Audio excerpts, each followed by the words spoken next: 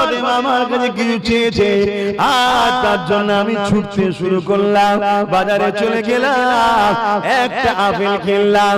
কিন্তু শুনলে অবাক হয়ে যাবে, এত সামান্য পয়সা ছিল, একটা আপেল কেনারই মতো অর্থ ছিল। একটা আপেল কিনে নিলাম, নিয়ে যখন ঘরের দিকে আনন্দ ফিরতে লেগেছি, ফাতেমা খাবে। আজ আমার কাছে বড় শখ করেছে আমার স্ত্রী। রাস্তায় একটা মুসাফির এসে দাঁড়িয়ে গেল, এ নবীর জামাতা, এ শেরে খোদা আলী, আজ আমি বড় ক্ষুধার্ত রয়েছে, আমাকে কিছু দাও। আল্লাহ দোহাই দিয়ে বলছে, আমাকে কিছু দাও, আমাকে খালি হাতে ফিরিয়ে দিও না। আমার কাছে দ্বিতীয় দিবার মতো কিছু ছিল না, আর অর্থ ছিল না, একটা আপেল আমার কাছে রয়েছে। একবার মনে হচ্ছে আমার স্ত্রী ফাতেমা কোনদিন আমার কাছে কিছু চাইলো না, আজকে চেয়েছে, এটা আমি নিয়ে যাচ্ছি স্ত্রীর জন্য। আবার রাসূলুল্লাহ বলেছে, কোন ক্ষুধার্তকে তুমি ফিরিয়ে দিও না, ক্ষুধার্তকে যদি কেউ খাওয়ায় আল্লাহ খুশি হয়ে যে জান্নাতে আল্লাহ তাকে খাবে। এই মনের মধ্যে লড়াই হতে হতে হযরতে মাওলা আলী ওই আপেলটা, ওই ফলটা ওই ক্ষুধার্তকে দিয়ে দিলে, মাথাটা হ্যাট করে মনটা খারাপ করে যে ঘরের মধ্যে ঢুকতে লেগেছে, হযরতে খাতুনে জান্নাত মুচকে এসে বলতে লেগেছে, হে আমার প্রাণের স্বামী, আপনি আমাকে ফলটা খাওয়ালে আমি খুশি হতাম, আপনি খুশি হতে, কিন্তু আমার আল্লাহ আপনার কাজে খুশি হয়ে গেছে। আরো বলুন সুবহান আল্লাহ। এ বিষয়ে আর একটা আমার কথা বলি, আমার রাসূলুল্লাহর কলিজার টুকরি খাতুনে জান্নাত ফাতেমা আয-জাহরা রাদিয়াল্লাহু তাআলা আনহার কথা বলি। এ যুবকেরা, তরুণেরা, আজ আমার মায়েদের দূর থেকে আওয়াজ দিয়ে বলি, মা মশলাটা জেনে নাও, স্বামী যদি হারাম ইনকাম করে, মহিলাকে যদি স্ত্রীকে, কন্যা সন্তানকে খাওয়ায়, এর জন্য ওই কন্যাকে, ওই স্ত্রীকে জবাব আল্লাহর কাছে দিতে হবে না। শুনছেন তো? কেন পুরুষের আন্ডারে মহিলা, বিবাহের আগ পর্যন্ত একটা মেয়ের তার থাকা, খাওয়া, ওষুধ পানি, পড়াশোনা, সমস্ত কিছু দায়িত্ব হলো বাপের। বাপকে মেহনত করে তার কন্যার মুখে খাবার তুলতে হবে, তার জামা কাপড়, থাকা, চিকিৎসার ব্যবস্থা বাপের।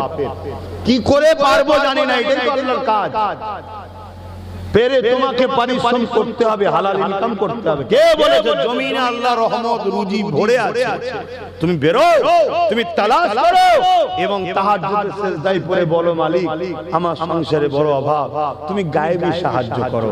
কে দেখা যাবে তোমাকে এসে বলবে, হ্যাঁ অমুক তুই কি করছিস না, আর বলুন এই ভ্যান চালিয়ে চলছে, এক কাজ কর, আমার ওখানে একটা কারখানা খুলছিলাম, তুই একটু দেখাশোনা করবি, মাস গেলে তোকে 30,000 টাকা দেবো।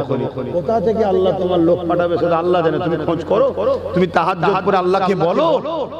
কথা কিছু বুঝছেন না, বোঝেন না? কিন্তু বিবাহ হয়ে যাওয়ার পর ওই মহিলাটার দায়িত্ব হলো তার স্বামী, তার থাকা, খাওয়া, চিকিৎসা, সুখ শান্তি সব কিছু স্বামীর দায়িত্ব। স্বামী যখন দুর্বল বা ইন্তেকাল হয়ে যাবে বা বয়স হয়ে যাবে নারীর, তখন তার সমস্ত দায়িত্ব তার ছেলের। শুনছেন তো নাকি? তাহলে মেয়েদের আল্লাহ কিয়ামতের দিন একটাই প্রশ্ন করবে, তুমি আমার জন্য কি করেছো বলো। আর পুরুষদের কি প্রশ্ন হবে, তুমি আমার জন্য কি করেছো বলো। যদি 100% ঠিক হয়েও যায়, তারপরে বলবে তোমার ছেলে আমার জন্য কি করেছে বলো। আল্লাহ ওটা ছেলেকে জিজ্ঞেস করেন না, তুমি গার্জিয়ান বলো। শুনছেন? আর মহিলাকে কি জিজ্ঞেস করে কি করেছো বলো। মহিলা যদি উত্তর দিতে পারে, আল্লাহ বলবে যাও জান্নাতে। তাকে স্বামীর জন্য জিজ্ঞেস করা হবে না, ছেলে মেয়ের জন্য জিজ্ঞাসা। শুনছেন তো নাকি? এটা মাথায় ঢুকাও। এরপরও নবী বলছে জাহান্নামে নারীদের সংখ্যা বেশি হবে। এত সহজ নারীদের জান্নাত যাওয়ার পরও নারীদের সংখ্যা বেশি হবে। আমার মায়ের একটু মন দিয়ে শোনো, আমার অস্তা আম্মাজান খাতুনে জান্নাত ফাতেমা জাহরা রাদিয়াল্লাহু তাআলা আনহা, জিনার আব্বা দোনো জাহানের বাদশা, দোনো জাহানের সুলতান, দোনো জাহানের নবীদের নবী, সরদারদের সরদার, জোরে বলুন সুবহানাল্লাহ। তিনার কন্যা খাতুনে জান্নাত কয়েকদিন ঘরে খাওয়া হয়নি, হযরত মাওলা আলীর হয়নি, ইমাম হাসান হুসাইনের হয়নি। সেই জন্য খাতুনে জান্নাতকে মাওলা আলী এসে বলছে, হে আমার প্রাণের স্ত্রী, তুমি আল্লাহ নবীর কন্যা, আমি তোমার স্বামী। কি সংসার তাদের! কোনদিন তোমাকে দুবেলা পেট ভরে আমি খাওয়াতে পারলাম না। হযরত খাতুনে জান্নাত মুচকি হেসে বলছে, আমি আপনার উপরে রাজি। জোরে বলুন সুবহানাল্লাহ। পৃথিবীর শ্রেষ্ঠ পুরুষ তো সে যাকে তার স্ত্রী বলবে আপনি শ্রেষ্ঠ, আপনি ভালো। কথা বুঝা? আর হযরত মাওলা আলীও বললেন, এই ফাতেমা রাদিয়াল্লাহু তাআলা আনহা, আমিও আপনার উপরে রাজি। জোরে বলুন সুবহানাল্লাহ। ওই মেয়ে জান্নাতি যার স্বামী বলবে আমি তোমার উপর খুশি। জোরে বলুন সুবহানাল্লাহ। কি নিয়ামত আল্লাহ ইসলামকে করেছে! একে অপরের কাছে আল্লাহ জড়িয়ে রেখেছে, একে অপরের সঙ্গে জড়িয়ে রেখেছে। কোরআনে আল্লাহ বলছে, নারীরা হলো পুরুষদের জামা, পুরুষরা হলো নারীদের জামা। কেউ কারো ইজ্জতকে কখনো টেনে খুলতে দেয় না। আল্লাহ দেখুন কিভাবে একে অপরকে জড়িয়ে রেখেছে। তো যাক, আমি ওদিকে যাচ্ছি না। হযরত মাওলা আলী রাদিয়াল্লাহু তাআলা তিনি বললেন যে আমি আপনার আব্বাজানের কাছে কি যাব? বেরানা জওয়ানেরা তরুণেরা হযরত খাতুনে জান্নাতকে হযরত মাওলা আলী বললেন, হে আমার প্রাণের স্ত্রী ফাতেমা, আপনি যদি বলেন আব্বার কাছে যাব, রাসূলুল্লাহর কাছে যাব, আল্লাহ নবীকে অনেকে নজরানা দেয়, ওই নজরানা থেকে কিছু নিয়ে আসবো। কেননা কয়েকদিন আমার আপনার হুসাইনের খাওয়া হয়নি। ওই সময় খাতুনে জান্নাত ইজাজত দিলে চলে গেলে, যাবার পরে দেখতে লেগেছে একটা খাসি একজন নজরানা দিয়েছে। আল্লাহ নবী দান নিতেন না, যাকাত দিতেন না, ফিতরা নিতেন না। এই যুবকেরা শুনে রেখে দাও, আমাদেরও দান চলে না, যাকাত চলে না, ফিতরা চলে না, আহলে রাসূলদের গুণ চলে না, নজরানা চলে। খুশি করে উপরে ওঠো, যেটা নজরানা দেয় ওটা চলে। এই জন্য রাসূল পাক এক সাহাবী হুজুর একটা খাসি নজরানা দিয়েছে। এটা দেখার পরে হযরত মাওলা আলী চলে আসলেন আল্লাহ নবীর খেতির কাছে, এসে বলতে লেগেছে, খাতুনে জান্নাত আপনার আব্বাকে একজন একটা খাসি দিয়েছে, কিন্তু আপনি বেটি, আপনি গিয়ে বললে জিনিসটা বড় ভালো হয়। আমি জামাই, আপনি গিয়ে বলুন। খাতুনে জান্নাত বলে গেলে গিয়ে বলতে লাগলেন, আব্বা আপনাকে একটা নজরানা দিয়েছে খাসি, ওটা কি ফাতেমাকে দেয়া যাবে? আল্লাহ নবী বললেন, কেন দেয়া যাবে না? তুমি আমার শরীরের টুকরো, কেন তোমায় দেব না? এ ফাতেমা, তবে একটা কথা শোনো, আল্লাহ পাক একটা দোয়া পাঠিয়েছে। এই দোয়া যত বেশি পড়বে, সে আল্লাহ তোর নৈকট্য হয়ে যাবে, কাছের হয়ে যাবে। তুমি কি দোয়াটা শিখবে না খাসি নেবে? হযরত খাতুনে জান্নাত কয়েকদিন বাচ্চাদের খাওয়া হয়নি, আল্লাহকে কত ভালোবেসেছে দেখে। বলতে লাগলেন, আব্বা খাসি লাগবে না, আল্লাহ পাওয়া যাবার দোয়া লাগবে। আরো বলুন সুবহানাল্লাহ। আরো একটা খাতুনে জান্নাতের কথা বলি। এ যুবকেরা, হযরত খাতুনে জান্নাত ইন্তেকালের সময় এসে গেছে, বিছানাতে শুয়ে রয়েছে। এমন সময় মাওলা আলীর কোলে মাথা দিয়ে বিছানায় শুয়ে আছে। হযরত মাওলা আলী মাথাতে হাত বোলাতে লেগেছে স্ত্রী, আর এমন করে চোখ দিয়ে পানি বেরোতে লেগেছে। এ খাতুনে জান্নাত আহাদুল জানের সুলতানের বেটি, জীবনে কোনোদিন আলীর কাছে কিছু চাইলে না। আজকে আমার মনের একটা তামান্না, একটা যদি কিছু তুমি আমার কাছে চাও, আমি আলী বড় খুশি হব। আল্লাহ। হযরত মাওলা আলী আর খাতুনে জান্নাত সংসার করছে, খাতুনে জান্নাত জীবনে কোনোদিন হযরত আলীর কাছে চায়নি জামা এটা এনে দেন, এটা লাগবে, এটা কিনে দেন। আমরা যে ভাষায় বলবো শাড়ি হোক, জামা কাপড় হোক, কিছু খাবার শখ হোক, একেবারে চাই না, চাওয়াটা খারাপ না, চাইতে পারে, স্ত্রী চাইতে পারে, কিন্তু মাওলা আলীর কাছে খাতুনে জান্নাত কোনোদিন চাই। কি বেটি শিক্ষা দিয়েছে, কেন? আল্লাহ নবী বলেছে তুমি এমন জিনিস চেয়ে ফেললে তোমার স্বামী যদি সেটা দিতে না পায় সে ভেতরে ভেতরে কষ্ট পাবে, স্বামীকে কষ্ট দিও না। তাহলে উস্তাদটাকে দেখতে হবে, তো ফাতেমা হুজুরের উস্তাদটাকে, তো এই জন্য কোনোদিন চাই নাই। হযরতে খাতুনে জান্নাত স্বামীর কথা শুনে, মাওলা আলী হুজুরের কথা শুনে মুচকি হাসছে, বলছে, আবার বলছে আমি তো আপনার উপরে রাজি আছি, আপনি মনে কষ্ট নিচ্ছেন কেন? হযরতে মাওলা আলী বলছেন, স্বামী স্ত্রীর কথা হচ্ছে, আমার জীবনের একটা শখ, কোনোদিন চাইলে না, যদি একটা কিছু চাও।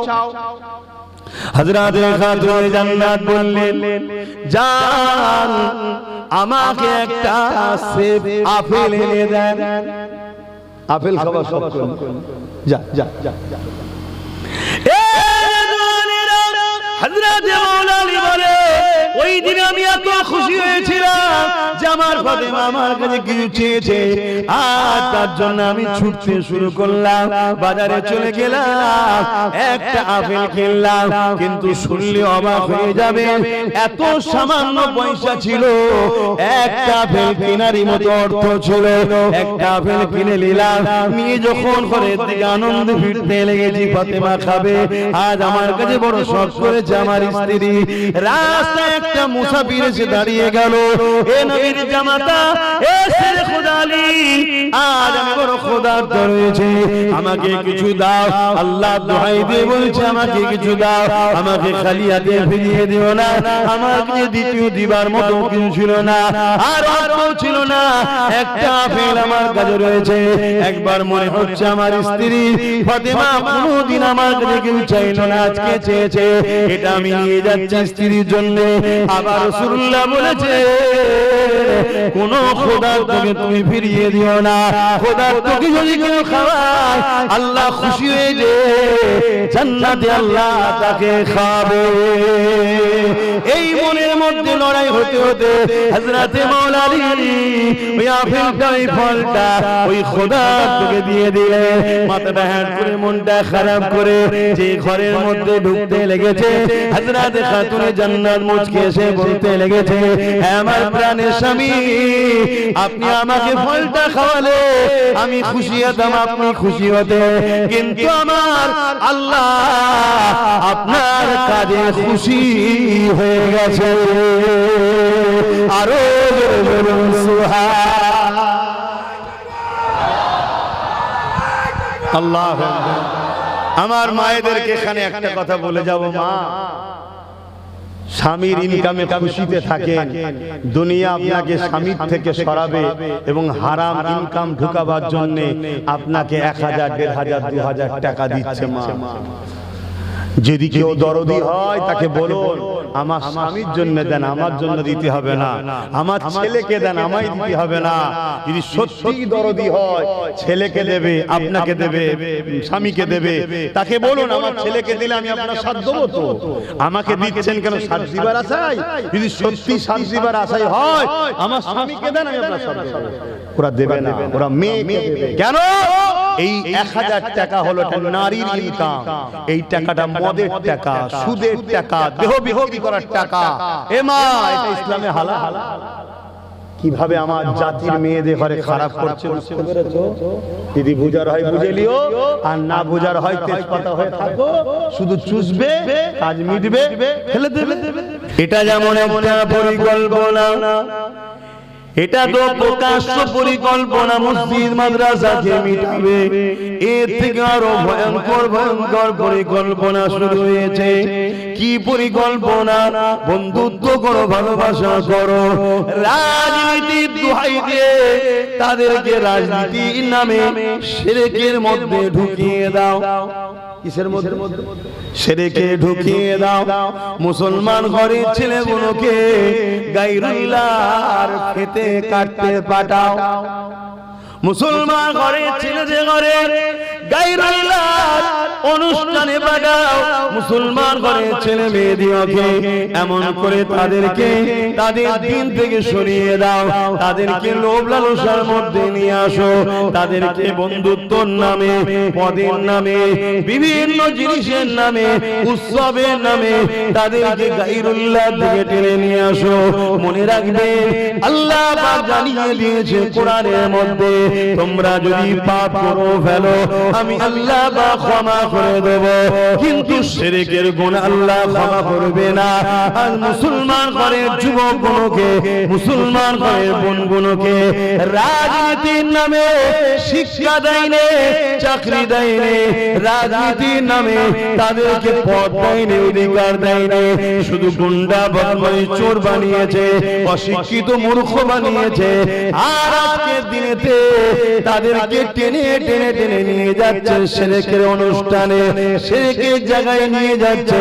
কেননা এরা জানে মুসলমান যদি আল্লাহ ও রাসূলের সঙ্গে কানেকশন রাখে, বদরের 313 জনেতে বিজয় এরা লাভ করেছে, এক মঈনুদ্দিন আজমি ভারতে বিজয় লাভ করেছে। যদি এদের সঙ্গে আল্লাহ ও রাসূলের কানেকশন কেনা কাটা যায়, এদেরকে মিটানো সম্ভব নয়। এই নবী আমার জানিয়ে দিলে আখিরি জামানাতে মসজিদ ভর্তি নামাজি থাকবে, একটাও ঈমানদার থাকবে না। শুনছেন শুনছেন, মসজিদ ভর্তি লোক থাকবে, ঈমানদার কেন?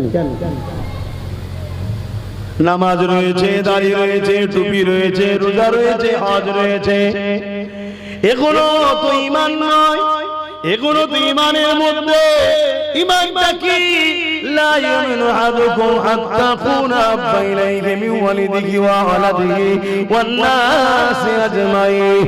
অপর হাদিস শরীফ, লা ইউমিনু আহাদুকুম হাত্তা ইয়াকুনা আল্লাহু ওয়া রাসূলুহু আহাব্বা ইলাইহি মিম্মা সিওয়াহুমা ওয়া মান আহাব্বা আবদান লা ইউহিব্বুহু ইল্লা লিল্লাহ।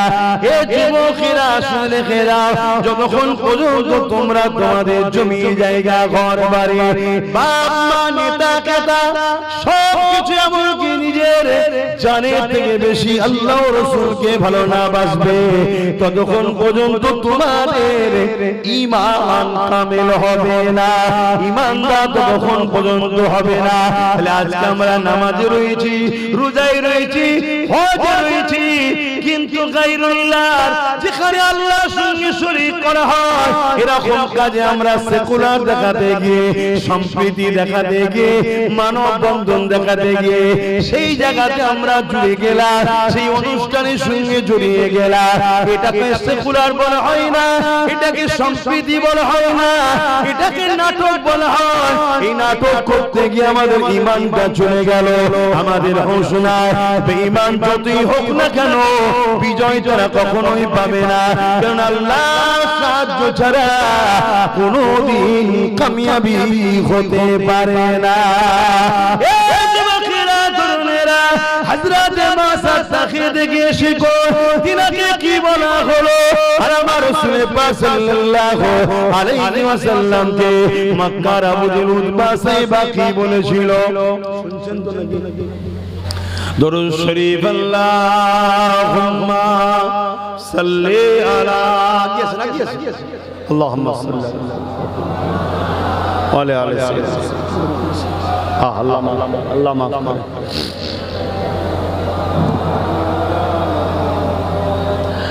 आने वालों ये तो बताओ शहर मदीना कैसा है, आने वालों ये तो बताओ शहर मदीना कैसा है। देख के जिसको जी नहीं भरता, देख के जिसको जी नहीं भरता, ओ मदीना ऐसा है। आने वालों ये तो बताओ शहर मदीना कैसा है। মদিনা শরীফ থেকে কারো কখনো জান ভরে নাকি? যারা গেছে জিজ্ঞেস করবেন, যারা জানেন আর কি বুঝবেন। শুধু ব্যাংকে টাকা জমাচ্ছেন, গাড়ি করছেন, বাড়ি করছেন, করুন। 1-1.5 লাখ টাকা খরচ করে যাওয়া যায় না? এই জন বয়সে যাও, বুড়ো বয়সে লাস্টে হজ করতে গেছে, ভিড়ের জন্য ধাক্কা খেয়ে গ্যালারি বাইরে বসে থাকবো। হ্যাঁ, জন বয়সে যাও। गुम्बद खजरा के छाए में,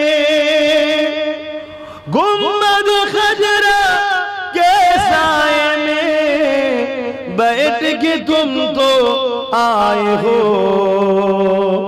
गुम्बद खजरा के साए में बैठ के तुम तो आए हो, उस साए में रब के आगे, उस साए में रब के आगे सिजदा करना कैसा था। जोरे बोलूं ना सुभान अल्लाह। আল্লাহর বন্ধুর দরবারে গিয়ে সবুজ গম্বুজের নিচে বসে আল্লাহকে সিজদা করা, এই মজাটা কেমন ছিল? জোরে বলুন সুবহানাল্লাহ। কায়নাত তো নামাজ পেয়েছে আমার নবীর থেকে, আর সেখানে গিয়ে নামাজ পড়ার মজাটা একটু আলাদাই হয়, তাই তো নাকি? একটু নয়, তুলনায় হয়। आने वालों ये तो बताओ शहर मदीना कैसा है, और तेरा जा पे उनकी, और तेरा जा पे उनकी आशुबहाना कैसा है। आने वालों ये तो बताओ शहर मदीना कैसा है।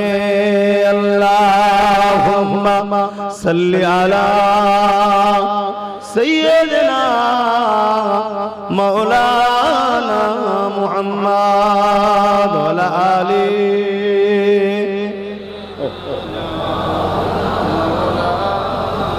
আমার আব্বা জানেরা, আমার মায়েরা, বোনেরা, বাপেরা, ভাইরা, আমাদের ডিউটি আপনাকে হকটা বলা, না হক থেকে দূরে থাকার মেসেজটা দেওয়া।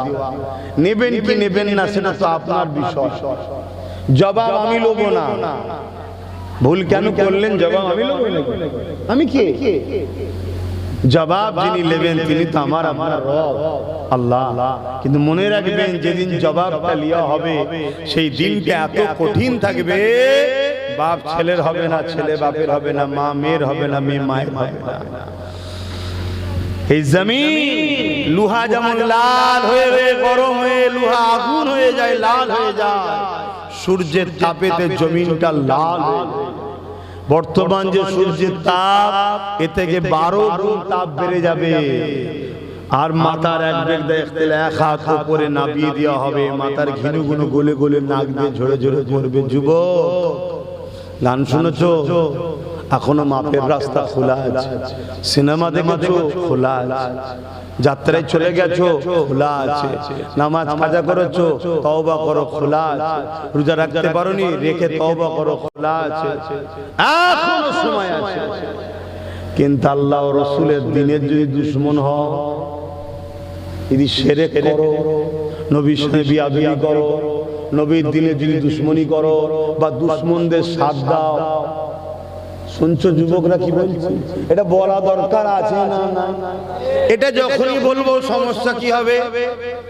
যারা তোমাদেরকে ভালোবাসার নামে জাহান্নামের প্রতীক বানাচ্ছে, সেই দুনিয়াদার বেঈমান কাফের মুশরিক নেতাগুলো তখন আমার গালিগালাজ করবে, আমাকে ডিস্টার্ব করবে, আমাকে দাওয়াত করলে ডিস্টার্ব করবে, জলসা কমিটির উপরে চাপ হবে, জলসা কমিটিকে নানা রকম পেরেশান করবে, হ্যারাসমেন্ট করবে। আর জলসা কমিটিকেও বলে দিই, এইসব সহ্য যদি করতে পারো তাহলে আমায় নিয়ে এসো, আর নাই দূরে থাকে। তেল দিয়ে কথা আমি কারো বলতে পারবো না, কেন এ দুটো হাত কারো বাপ আমায় দেয় না, এ দুটো চোখ কারো নানা দাদু আমায় দেয় না, এ দুটো পা আমার বাপ মা আমায় দেয় না। এই জিন্দেগিটা আমার বাপ মা দিও নয়, এই জিন্দেগি আমাকে আমার আল্লাহ দিয়েছে। অতএব বাপ মাকে ভালোবাসতে আল্লাহর হুকুম। বাপ হলো জান্নাতের দরজা, মা হলো জান্নাত। তাই বাপ মাকে ভালোবাসতে হবে, এটা আমার আল্লাহ রাসূলের হুকুম। ভালোবাসো, আলহামদুলিল্লাহ। কিন্তু তা বলে এটা নয় যে আল্লাহ রাসূল ছেড়ে দিয়ে বাপ মার হুকুমে আল্লাহ রাসূলের বিরুদ্ধে কাজ করব, না, ওটা চলবে না। কথা শুনছেন তো? এজন্য হক কথা বলি, বললে একটু ডিস্টার্ব হয়, জলসা কমিটির উপরে ডিস্টার্ব হয়, অসুবিধে হয়, চাঁদা অসুবিধে হয়। কথা বুঝতে অনেক মানুষ দিতে চায়, কিন্তু বলে যদি জানতে পারি তোর ঘরটা বোল্ডুজার দিয়ে ভেঙে দেবো। সে চিন্তা করছে 100 টাকা দিতে গিয়ে সেগুলো ঘরই চলে চলে। কথা বুঝতে তাহলে বলুন, এই জুলুমগুলো যারা করে তারা কি ফেরাউন নয়? কথা বলছেন না কেন? তোর ভালো লাগে না তুই নিবি না, যার ভালো লাগে সে নেবে। কি তুই তোর মতো বলবি, আমি আমার মতো বলবো। যার ভালো লাগবে আমার কথা সে নেবে, যার ভালো লাগবে তোর কথা তুই নিবি, নেবে। অসুবিধা কি আছে? বলছে না, আমি তো খুল্লার মধ্যে ঝোড়া চাপা দিয়ে রেখেছিলাম। আব্বাস সিদ্দিকী খুল্লাও খুলেছে, ঝোড়াও খুলে সব বার করে দিচ্ছে। বেরো, চলো, গোলামি নয়, স্বাধীন হও, নিজের পায়ে দাঁড়াও। একমাত্র দাস দাসী হলাম আল্লাহর। জোরে বলুন সুবহানাল্লাহ। আমাদের উপরে পাওয়ার চলবে আল্লাহ, আমাদের উপরে হুকুম চলবে রাসূলুল্লাহ, বাকি কারো না। ঠিক না বেটা? তোকে ভালো লাগে, ভালোবেসেছি, ভালোভাবে চলবি, সাথ দেবো। যেদিন মনে হবে তুই বদমাইশি করছিস, তোর থেকে সরে যাব, তুই বলবি না বদমাইশিও করবো, সত্যও দেবো না, এ দাদাগিরি চলবে না। এটা একমাত্র আল্লাহ ও রাসূলের মানায়, বাকি কারণ। কেন? তারা কখনো জুলুম করেও না, করতে পারেও না, নামুমকিন। তারা আমার একজন স্রষ্টা, আর একজন হলো স্রষ্টার সঙ্গে আমাদেরকে জুড়ছে। জোরে বলুন সুবহানাল্লাহ। যিনি আমাদেরকে দুটো হাত দিয়েছে, যিনি আমাদেরকে দুটো পা দিয়েছে, যিনি আমাদেরকে দুটো কান দিয়েছে, যিনি আমাদেরকে দুটো চোখ দিয়েছে, যিনি আমাদেরকে আশরাফুল মাখলুকাত বানিয়েছে, যিনি আমাকে শ্রেষ্ঠ ধর্ম ইসলামের অনুসারী করেছে এবং সর্বকালের সর্বশ্রেষ্ঠ আসমানি কিতাব কোরআন আমাদের জন্য গাইড বুক করেছে এবং দুনিয়ার সুলতান নবী মুহাম্মদ রাসূলুল্লাহর উম্মত উম্মতি বানিয়েছে। সেই আল্লাহর জন্য নিচেতে বসতে হবে। তিনি বলছেন যে এখানে কোরআনের মাহফিল হয়, দ্বীনের আলোচনা হয়, ওই জায়গায় যারা গিয়ে বসে আমার রাসূল বলছেন আল্লাহ খুশি হয়। জোরে বলুন সুবহানাল্লাহ। আর কি চাও? আমাদের মিশন তো একটাই, দুনিয়াবি জিন্দেগিটা আল্লাহর খুশির রাস্তায় চালাবো। যেখানে খুশি নয় যাব, তাতে যে চটে চটুকে যাক, আমার দেখার দরকার নাই, কারণ আমার স্রষ্টার আগে কেউ নেই। কি কথাটা ভুল হলো? সে যেই হোক, প্রতিবেশী হক আছে, ভালোবাসবো। অমুসলিমের সঙ্গেও মিশতে হবে, তারাও মানুষ, ভালোবাসবো, সহযোগিতা করব, পিয়ার করব, একসাথে উঠা বসা করব। দেশকে ভালোবাসতে হবে, দেশের যারা যে যা পদে আছে সে পদকে সম্মান করব, ভালোবাসবো। কিন্তু আল্লাহ ও রাসূলকে নারাজ করে, আল্লাহ ও রাসূল যেদিন নারাজ হয় কারো সঙ্গে মিশতে, কাউকে সম্মান করতে, কাউকে ভালোবাসতে, সে যদি আমার আপনজন হয় তার সাথেও আমি মিশতে রাজি নই। কেন? আমার মূল সবকিছুর টার্গেট একটাই হবে, মান আহাব্বা লিল্লাহ ওয়া আবগাদা লিল্লাহ ওয়া আতা লিল্লাহ ওয়া মানা লিল্লাহ ফাকাদ ইস্তাকমালাল ঈমান। ভালোবাসবো আল্লাহর জন্য, দুশমনি করব আল্লাহর জন্য, আত্মীয়তা করব আল্লাহর জন্য, বিচ্ছেদ হব আল্লাহর জন্য। এরাই হলো প্রকৃত ঈমানদার, এরা ঈমানের মজা পেয়ে থাকে। ঈমান যে কি মজার জিনিস তারাই পায় যাদের মিশন একটাই থাকে, জামা স্রষ্টা তিনি সবকিছু আমার, আমার বলে কিছু নেই। আমার ইচ্ছা বলে কিছু নেই, আমার খুশি বলে কিছু নেই, আমার দেখা বলে কিছু নেই, আমার শোনা বলে কিছু নেই, আমার চলা বলে কিছু নেই। আমি ওই পথে চলবো যে পথে আমার স্রষ্টা খুশি। আমি ওই জিনিস দেখবো যে জিনিস দেখলে আমার স্রষ্টা খুশি। আমি ওই কথা শুনবো যে কথা শুনলে আমার স্রষ্টা খুশি। আমি ওই রাস্তায় হাঁটবো যে রাস্তায় হাঁটলে যিনি পা দিয়েছেন তিনি খুশি। এটাই হবে আমাদের মাকসাদ, এটাই আমাদের বিজয়। আমরা মনে করি বড় অর্থশালী, বড় বাড়ি, বড় পদ থাকলেই মনে হয় কামিয়াবি, সাকসেসফুল। প্রকৃত সাকসেসফুল তো সে যে তার স্রষ্টাকে খুশি করতে পেরেছে। জোরে বলুন সুবহানাল্লাহ। আর যে তার স্রষ্টাকে খুশি করতে পারেনি সে যেই হোক, হতে পারে আমেরিকার প্রেসিডেন্ট, হতে পারে পৃথিবীর বিখ্যাত অর্থশালী, হতে পারে পৃথিবীর বিখ্যাত ফেমাস লোক, হতে পারে তার গান নাচ শোনার জন্য কোটি কোটি লোক হয়তো ছোটে কিছুদিনের জন্য, কিন্তু যারা আল্লাহ ও রাসূলের হয়েছে, যুগকে যুগ পার হয়ে চলে যাচ্ছে, তাদের প্রেমিক দিনকে দিন বেরিয়ে চলেছে, বেরিয়ে চলেছে, বেরিয়ে চলেছে। কোনদিন তাদেরকে কেউ বাদ দেয় না আর ভুলতে পারে না। এরকম একটা প্রেমিকের নাম আমি বলছি 850 বছর আগে চলে গেছে। বাগদাদের জমিনে শুয়ে আছে সুলতানে বাগদাদ আব্দুল কাদের জিলানী আল বাগদাদি। জোরে বলুন সুবহানাল্লাহ। 850 বছরে চলে গেছে। প্রেম কমেছে?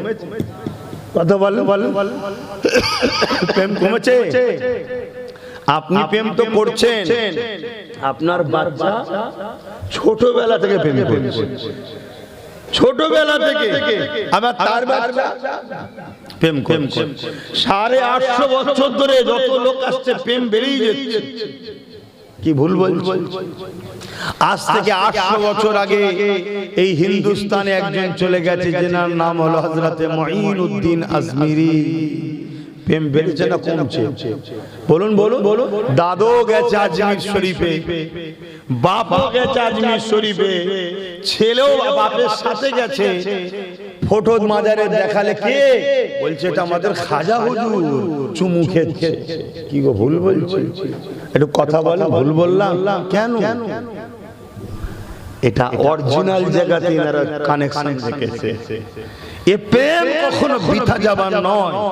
এ যত বুড়ো হবে, যত দিন যাবে, যারা আল্লাহ ও রাসূলের হবে, তাদের মাকাম আল্লাহ তত দুনিয়াতে ফেমাস করবে এবং আখিরাতে এনারা শান ওয়ালা হবে। জোরে বলুন সুবহানাল্লাহ। তাই যুবকদের বলি, দুনিয়াদারি করতে হবে, কারবার করতে হবে, ব্যবসা করতে হবে, সংসার করতে হবে, বন্ধুত্ব করতে হবে। অমুসলিমের সঙ্গেও দুনিয়াদারিতে মানুষ মিশবে, মিশতে হবে। অমুসলিম বিপদে পড়লে সাথ দিতে হবে। সব করো, লিডার হবে একজন মুহাম্মদুর রাসূলুল্লাহ। জোরে বলুন সুবহানাল্লাহ। আল্লাহ নবীকে আমাদের জন্য আল্লাহ মডেল বানিয়ে দিয়েছে। লাকাদ কানা লাকুম ফি রাসূলিল্লাহি উসওয়াতুন হাসানা। তুমি নামাজ পড়বে, আমার নবীকে দেখো। রোজা রাখবে, আমার নবীকে দেখো। হজ করবে, আমার নবীকে দেখো। দান করবে, আমার নবীকে দেখো। সংসার করবে, আমার নবীকে দেখো। সন্তানদের বিবাহ দেবে, আমার নবীকে দেখো। প্রতিবেশীর সঙ্গে কিভাবে সম্পর্ক রাখবে, আমার নবীকে দেখো। এ দুনিয়ার মানুষেরা তোমার ধর্মনীতি, তোমার সমাজনীতি, তোমার পরিবার নীতি, তোমার রাজনীতি, তোমার রাষ্ট্রনীতি, তোমার এডুকেশন নীতি, তোমার লাইফের প্রতিটা মুহূর্ত আল্লাহ পাক আমার রাসূলকে মডেল করেছে। নবীকে ফলো করে করো। নবীকে ছাড়া অন্য কোন কাউকে ফলো করলে চলবে না। কেননা অন্য কোন মডেলটাই হলো সাকসেসফুল নয়। একমাত্র সাকসেসফুল মডেল হলো আমিনাল্লাহ মুহাম্মাদুর রাসূলুল্লাহ। আরো জোরে বলুন সুবহান। একমত নাকি? আমার সাথে একমত নাকি? হ্যাঁ, তবেই কামিয়াবি।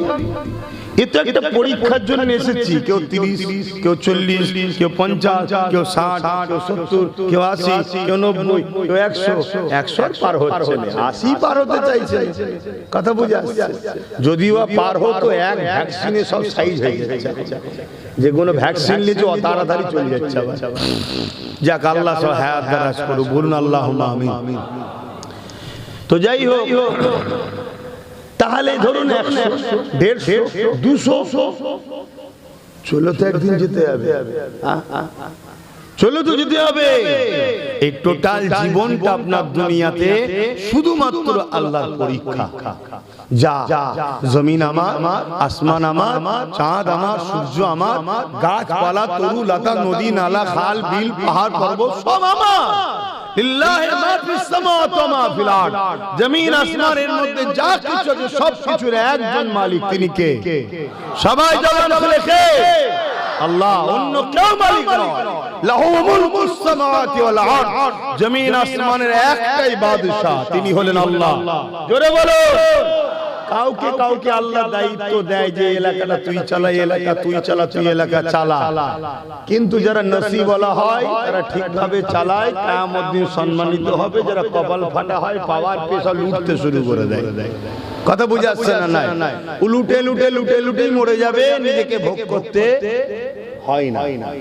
এইটা হচ্ছে ব্যাপার। কিন্তু প্রকৃত মালিক সবকিছুর একজনই, তিনি হলেন আল্লাহ।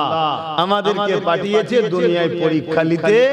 যা, আমাকে ভুলে যাবি না, আমার হুকুম মতো চলবি, আমাকে প্যার করে চলবি, আমাকে খুশি করে চলবি, আমি যাতে রাজি সেই কাজ করবি। তুই যদি দুনিয়াতে গিয়ে আমাকে না ভুলিস, আমি আল্লাহ তোকেও ভুলবো না, দুনিয়াতেও তোর গার্ড দেবো, আর পরকালেও আমি তোকে জান্নাত দেবো। জোরে বলুন সুবহানাল্লাহ। আর দুনিয়ার রং তামাশাই যদি ওই ছোট হুজুর পীর কেবলা বলতেন, গিলটির চমকে সোনা ভুলে গেলি, দুনিয়ার যদি 2 নম্বর দেখে অরিজিনাল ভুলে যাস, আমি আল্লাহ তোকে দুনিয়াতেও ছেড়ে দেবো, আখিরাতেও তোর জন্য জাহান্নাম। তবে হ্যাঁ, আমি যাকে ভালোবাসবো, এই ভালোবাসার পরীক্ষা তার থেকে নেব। তুমি আমাকে ভালোবাসো বলো, আমি তোমার পরীক্ষা নেই। তাহলে স্রষ্টাকে ভালোবাসি বলে আল্লাহ বা তোমার আমার পরীক্ষা নেবে। এই পরীক্ষা বিভিন্ন ধরনের হয়। কাউকে আল্লাহ গরিব অভাব দিয়ে পরীক্ষা নেয়, কাউকে আল্লাহ ধন দৌলত দিয়ে পরীক্ষা নেয়। যে অবস্থায় থাকো না কেন, অভাব গরিব যদি হয়, সে যদি সবর করে ধৈর্য ধরে, আল্লাহ তাকে প্রিয় বান্দাদের দলভুক্ত করে দেয়। আর যদি আল্লাহ তাকে মাল ধন দৌলত সম্মান ঢেলে দেয়, সে যদি অহংকারী না হয়ে শুকরিয়া আদায় করে, আল্লাহ আল্লাহ আল্লাহ মাথা নত করে আল্লাহর কাছে থাকে, আমার আল্লাহ তাকেও সম্মানিত করবে। আবার কাউকে আল্লাহ বিমা দিয়ে পরীক্ষা করে, আল্লাহ কারো সন্তান কেড়ে নিয়ে পরীক্ষা করে, আল্লাহ কাউকে সন্তান দিয়ে পরীক্ষা করে। এই যুবকেরা আবার আল্লাহ কাউকে জালিম শাসকের অন্তর্ভুক্ত আন্ডারে রেখে তাকে আল্লাহ পরীক্ষা নেয়। যে কোনো অবস্থায় থাকেন না কেন, আপনাকে মনে রাখতে হবে আমার আল্লাহ যাতে রাজি, আমি সেদিকে থাকবো। আপনাকে মনে রাখতে হবে মাতা কুমর রাসূল ফাখুযুহু ওয়া মা নাহাকুম আনহু ফান্তাহু। আমার নবী যা আদেশ করেছে মেনে নেব, আমার নবী যা নিষেধ করেছে ছেড়ে দেব। এই আদর্শে যদি আপনি জীবন করতে পারে, তাহলে দুদিনের দুনিয়ায় হয়তো একটু কষ্ট পরীক্ষা দিতে হবে, কিন্তু মনে রাখবেন পরকাল আপনার সুখ শান্তিতে ভরিয়ে দেবে। এই যে না দেখে বিশ্বাস, এটাই তো ঈমান। পৃথিবীতে একমাত্র আমরা ইসলামের অনুসারী, আমরা না দেখে বিশ্বাস করি, ঈমান এনেছি। আমানতু বিল্লাহি ওয়া মালাইকাতিহি ওয়া কুতুবিহি ওয়া রাসূলিহি ওয়াল ইয়াউমিল আখির ওয়াল কদরি খাইরি ওয়া শাররিহি মিনাল্লাহি তাআলা ওয়াল বা'স বা'দাল মাউত। এই যে আমরাই বিশ্বাসী স্রষ্টা একজন আল্লাহ, কেউ দেখেছেন? জোরে বলে বলে, যদি আপনার গলায় ছুরি ধরিয়ে বলা হয় যে স্রষ্টা দুজন, আপনি মানবেন? জোরে বলে বলে বলে, দেখেন তারপরও ঈমান দেখুন কত মজবুত। যেমন কিন্তু মেরো ফেলিস, তথাপিও স্রষ্টা একজন। কুল হু আল্লাহু আহাদ আল্লাহুস সামাদ লাম ইয়ালিদ ওয়া লাম ইউলাদ ওয়া লাম ইয়াকুল লাহু কুফুয়ান আহাদ। স্রষ্টা তো তিনি যিনি এক, স্রষ্টা তো তিনি যিনি কারো মুখাপেক্ষী নয়, স্রষ্টা তো তিনি যিনি কারো থেকে পয়দা নয়, তিনার থেকেও কেউ পয়দা নয়। ওয়ালাম ইয়াকুল্লাহু কুফুয়ান আহাদ, তিনি এক অদ্বিতীয়, তিনার সমকক্ষ কেউ নাই, তিনি হলেন স্রষ্টা। জোরে বলুন সুবহানাল্লাহ। আপনাকে যদি বলা হয়, আপনাকে যদি বলা হয় যে আপনাকে 1000 কোটি টাকা দেওয়া হবে, আপনি স্বীকার করবেন যে আল্লাহ একটা নয়, একের অধিক? কেন করবেন না? আপনি তো এক আল্লাহ দেখেননি, তাও স্বীকার করবেন না? এটাই হলো ঈমান। এটাই আল্লাহ দেখতে চেয়েছেন যে বান্দা তুই 1000 কোটির দিকে ছুটিস না আমাকে তুই ভালোবাসিস। তুই যদি সামান্য অন্যদিকে যাস, মনে রাখবি তোর হায়াত কিন্তু নাই, টাইম যেই হবে চলে যাবে। আর সবচেয়ে বড় কথা, আমরা দেখেছি সমাজে অনেক কিছু ইনকাম, এমন ইনকাম যেটা ভোগ করতে হয় না, ভোগ করতে হয় না। আপনি লোভে পড়ে যদিও নিয়ে নেন, ভোগ করবেন এর কি মানে আছে? আপনি তো মারা যেতে পারেন, বা তারপরে কিছুক্ষণ পরে এখন ইডি সিবিআই ঘোরাঘুরি করছে, দেখছেন তো নাকি? কেন? টাকার দরকার, তো দেখা যাবে এসে এমন হানা দিয়েছে আপনারটা নিয়ে চলে গেল। ছিলেন না তবু এক ভালো ছিল, এ টাকাও গেল, জেলেও গেলেন, দুদিন পরে না হয় ইদিক উদিক করে বেরিয়েও পড়লেন, 1000 কোটি চলে গেল, 1000 কোটি চলে গেল, এই টেনশনই আপনার লাইফ শেষ। আল্লাহ জি হালে রেখেছে, আলহামদুলিল্লাহ।